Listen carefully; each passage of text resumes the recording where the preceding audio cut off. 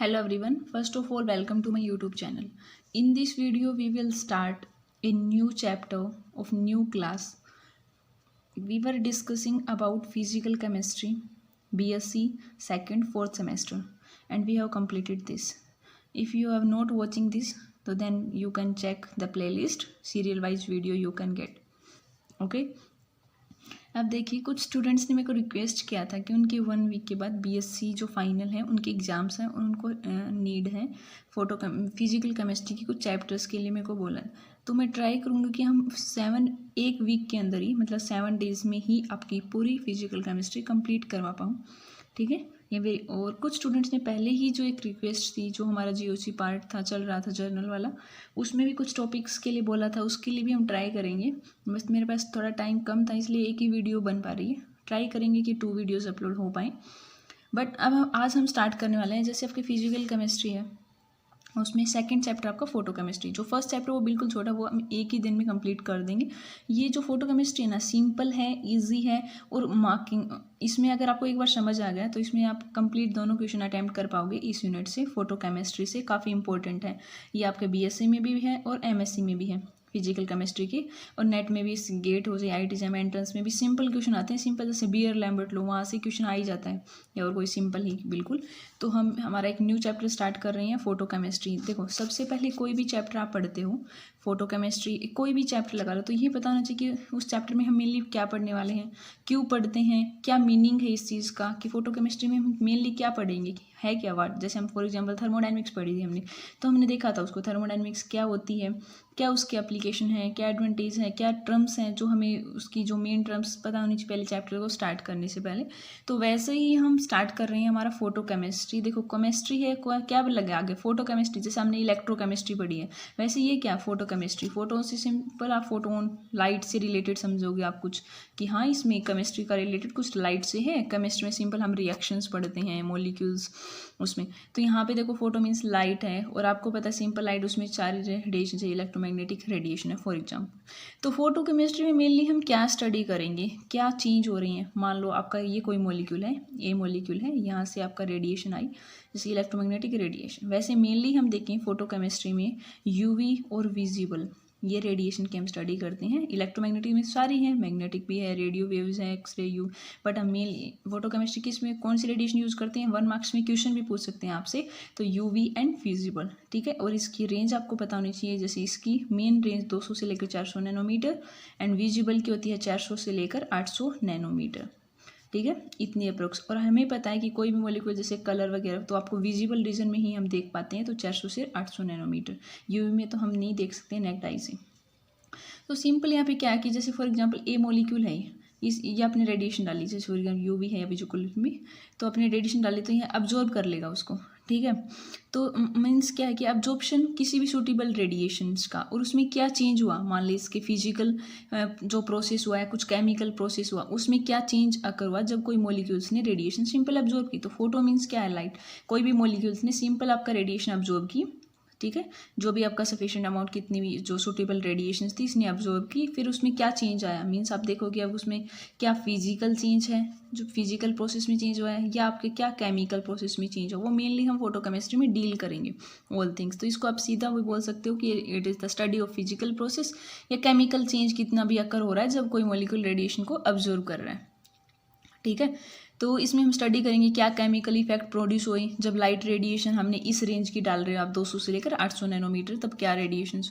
तो हम इसमें मेनली क्या करेंगे, रिएक्शंस हैं उनका हम रिएक्शन से स्टडी, जैसे for example different type of reactions है, कोई मॉलिक्यूल ऑब्जर्व कर रहा है तो उसमें क्या चेंजेस आ रही हैं, ऑल थिंग्स हम इसमें डिस्कस करेंगे। ठीक है, हाँ, तो ये तो आपने देख लिया कि मॉलिक्यूल्स कैसे अब्जॉर्ब होगा, फिर रेडिएशंस वगैरह, ये टर्म्स। और इसमें क्या प्रोसेस होते हैं, जैसे 2 टाइप के प्रोसेस होते हैं आपके पास, एक फोटो केमिकल आप प्रोसेस देखोगे, एक केमिकल चेंज होता है आपका, एक फिजिकल चेंज होता है। ठीक है, तो फिजिकल चेंज है, अगर फोटो फिजिकल प्रोसेस है तो आपको पता है कि उसमें कोई केमिकल चेंज नहीं होगा। फोटो फिजिकल प्रोसेस कौन सा हो जाएगा, जो कोई भी लाइट अब्जॉर्ब कर रहा है, बट उसमें क्या हो रहा है कि कोई भी केमिकल चेंज नहीं हो रहा, वो तो हो जाएगा सिंपल आपका फोटो फिजिकल प्रोसेस।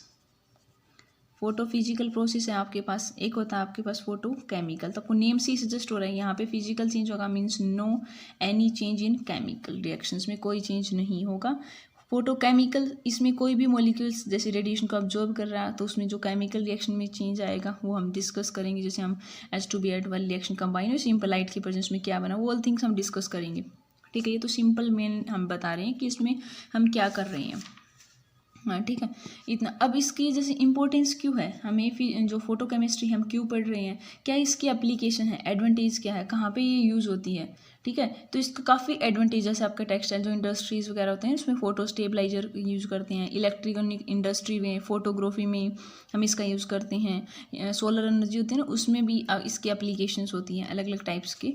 और सबसे मेन आपका एडवांटेज है इसका जो आपका यूनिवर्स है। जैसे फोटोकेमिस्ट्री रिस्पॉन्सिबल है हमारे एग्जिस्टेंस इन द यूनिवर्स। अब हमें ये पता है, आपको देखो सन है, सन सबसे मेन पार्ट होता है अपना। ठीक है, सेंट्रल जहाँ से हम ओरिजिन हुआ है लाइफ का आपका इटसेल्फ, वो एक खुद एक फोटोकेमिकल एक्ट है। इसमें फोटोकेमिकल प्रोसेस जैसे अलग अलग मॉलिक्यूल्स, जैसे आपका मीथेन है, अमोनिया, वाटर, CO2, ये इसमें अलग अलग जो भी सैम्पल मॉलिक्यूल्स चेंज होते।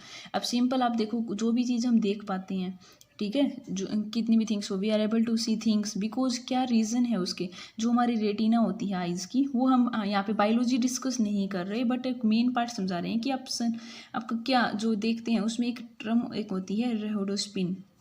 ठीक है, ये टर्म याद रखना, एक मार्क्स में क्वेश्चन भी पूछा गया एक बार कि रहोडोस्पिन एक ये मटेरियल होता है आपका, ये फोटो सेंसिटिव मटेरियल होता है, फोटो सेंसिटिव मटेरियल होता है जिसकी हेल्प से हमारा जो रेटिना इमेज तो हम ऑल थिंग्स को देख पाते हैं।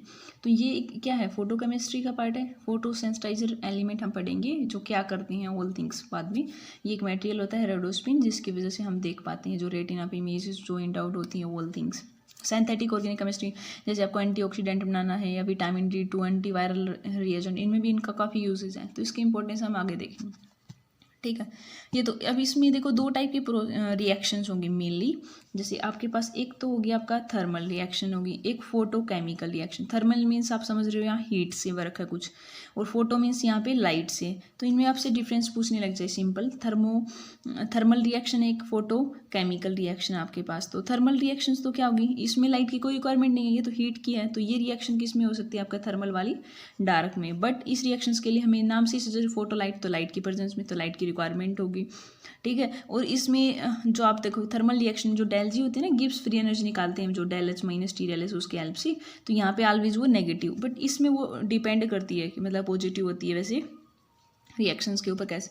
और जो ये रेट होता है ना इसका थर्मल वाले में, वो तो टेम्परेचर पे डिपेंड करेगा कि देखो हीट है इससे संबंधित है, ज़्यादा करोगे कम करोगे तो उस पर रेट डिपेंड करता है इसमें। बट जो फोटोकेमिकल है ना, इसमें टेम्परेचर का कोई वेरिएशन नहीं होता, इसमें टेम्परेचर पे इसका रेट डिपेंड नहीं करता। ये तो सिर्फ इंटेंसिटी देखती है कि जो भी आप इलेक्ट्रोमैग्नेटिक रेडिएशन डालें उसकी इंटेंसिटी कितनी है, उस पर डिपेंड करेगा आपका फोटोकेमिकल रिएक्शंस का रेट जो होता है।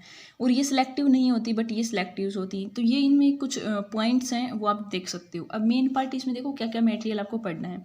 ये सबसे इंपॉर्टेंट 2 लॉज आपने एक तो पढ़ी होगी, आपका एक बियर लैम्बर्ट लॉ होता है, जो यूवी स्पेक्ट्रोस्कोपी हमने पढ़ी, उसका बेसिक प्रिंसिपल इस पर डिपेंड करता है। यूवी स्पेक्ट्रोस्कोपी हम ऑलरेडी कंप्लीट कर चुके हैं BSc